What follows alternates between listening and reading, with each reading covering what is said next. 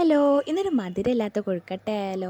ആദ്യം നമ്മളൊരു പുഴുങ്ങലരി 6 മണിക്കൂർ കുതിർത്ത് വെള്ളത്തിലിട്ട് വെച്ചത് ഞാൻ രാവിലെ വെള്ളത്തിലിട്ട് വെച്ചത് വൈകുന്നേരം ഉപ്പും ചേർത്ത് അരച്ചതാണ് ഇത്.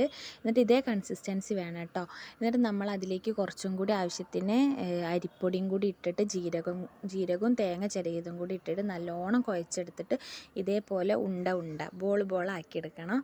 എന്നിട്ട് നമ്മളത് മാറ്റി വെച്ചിട്ട് ഇഡ്ഡലി തട്ട് ചൂടാക്കി അതിലേക്ക് എല്ലതും കൂടി വെച്ചിട്ട് എല്ലാ ബോളും വെച്ചിട്ട് നമ്മളൊരു മുക്കാൽ മണിക്കൂർ ഇതൊന്ന് വേവിച്ചെടുക്കണം. ഇതൊന്ന് ഒരു അരമണിക്കൂർ കഴിഞ്ഞിട്ട് നമ്മളൊന്ന് കുത്തി നോക്കിയിട്ട് അത് വെന്തണമെന്ന് ജസ്റ്റ് നോക്കാം കേട്ടോ. എന്നിട്ട് നമ്മളിതൊക്കെ വേറൊരു പാത്രത്തിലേക്ക് മാറ്റിയിട്ട് ഇങ്ങനെ കഴിക്കാനും ഇത് രസമാണ് കേട്ടോ. പിന്നെ നമ്മളിത് കട്ട് ചെയ്ത് ചെറിയ കട്ടാക്കിയിട്ട് നമ്മളിതൊന്ന് വറവിട്ടാൽ സൂപ്പർ ടേസ്റ്റ് ആവും കേട്ടോ. അതിന് നമ്മൾ പാൻ അടുപ്പത്ത് വെച്ചിട്ട് ഓയിൽ ഒഴിക്കുക, കടുകിടുക, കറിവേപ്പിൻ്റെ ഇലയും വറ്റൽമുളകും പൊട്ടിച്ചിട്ട് നമ്മൾ അതിലേക്ക് ഈ സംഭവം ഇട്ട് കഴിഞ്ഞാൽ സൂപ്പർ ടേസ്റ്റാണ്.